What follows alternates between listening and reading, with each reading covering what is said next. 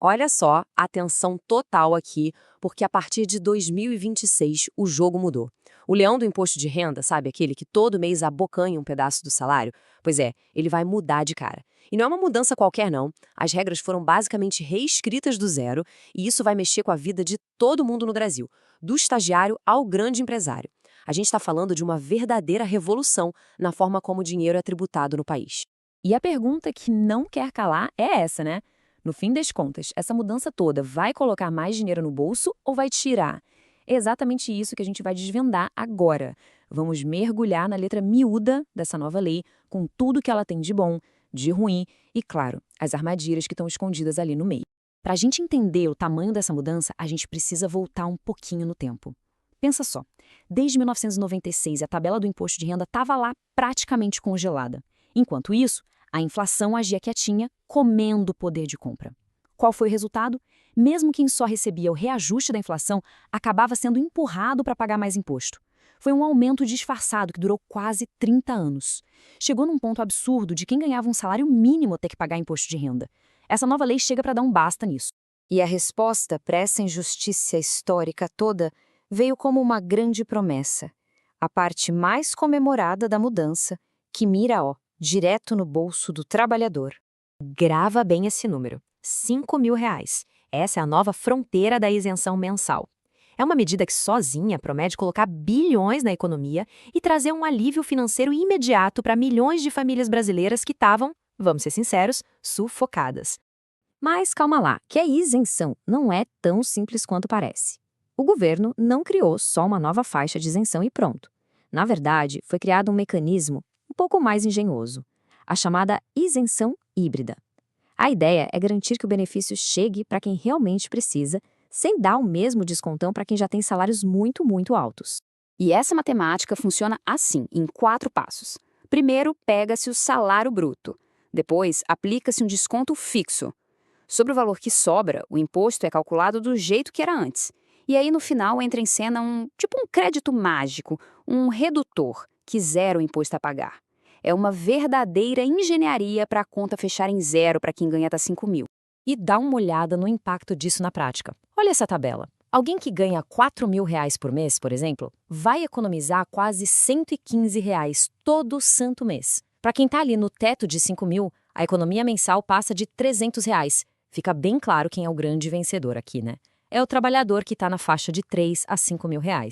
O ponto principal aqui é que, somando essa economia no fim do ano, a gente está falando de mais de R$ 4.000. Para muitas famílias, isso não é só um número, né? É a chance de quitar uma dívida, de fazer uma pequena reforma em casa ou simplesmente de respirar um pouco mais aliviado. É, na prática, um 14º salário caindo na conta. Mas, como a gente sabe, não existe almoço grátis. Ainda mais em política fiscal. Essa grana toda que o governo vai deixar de arrecadar precisa se pagar por alguém. E é aqui que a história muda de tom. A escolha que foi feita foi basicamente transferir o peso, tirar dos ombros do trabalhador e colocar no bolso do capital. Então, para o assalariado, o leão virou um gatinho. Mas para o investidor e para o grande empresário, para eles a fera ficou ainda mais faminta e agora está mirando numa fonte de renda que era intocável há décadas. Exato. A gente está falando do fim da isenção total sobre lucros e dividendos, um verdadeiro paraíso fiscal que existia desde 1996. A nova lei reintroduz um imposto de 10% direto na fonte. Mas tem um detalhe muito importante. A mordida só acontece para quem recebe mais de R$ 50.000 por mês de uma única empresa. Foi uma forma de tentar proteger o pequeno investidor e mirar nos peixes grandes do mercado. Só que a medida mais explosiva mesmo foi estender essa cobrança para as empresas do Simples Nacional. Uma lei antiga garantia que elas não pagariam, mas a nova lei passou por cima como um trator. O resultado? Uma guerra nos tribunais. A OAB, a CNI, todo mundo foi para cima, levando o caso até o STF, que, por enquanto, deixou a cobrança valer. Isso criou uma nuvem de incerteza que paira sobre milhares de pequenos negócios no país. Agora vamos para o lado, digamos, feio da história. Porque além dessas batalhas jurídicas, a nova legislação tem algumas armadilhas e riscos que podem pegar muita gente de surpresa e afetar a economia como um todo. Vamos imaginar uma situação super comum no Brasil. Pensa num professor que dá aula em uma escola e ganha R$ 3.000. Por essa renda, ele está totalmente isento, né? Então a escola não desconta um único centavo de imposto do salário dele. Agora, para complementar a renda, esse mesmo professor trabalha em outra escola, ganhando mais R$ 3.000. E, de novo, como o valor está dentro do limite, a segunda escola também não retém nada. Mês a mês, a vida segue e parece que está tudo certinho, tudo nos conformes. E é aqui que vem o golpe. No ano seguinte, na hora de fazer a declaração anual e acertar as contas com o Leão, a Receita Federal vai somar tudo. 3.000 de um lado, 3.000 do outro. Total, 6.000 por mês. E esse valor não é isento.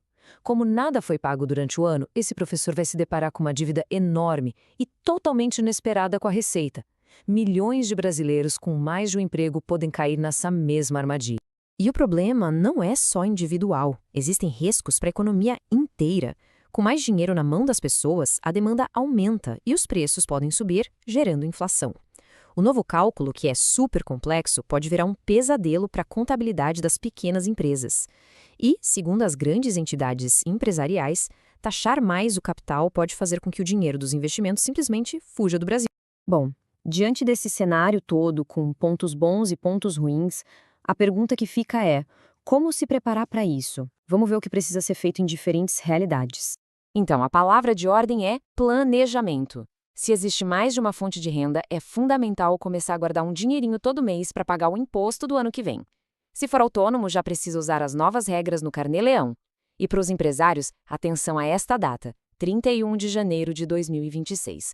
É o prazo final para garantir a isenção sobre os lucros de 2025. E para todo mundo, sem exceção, uma regra de ouro.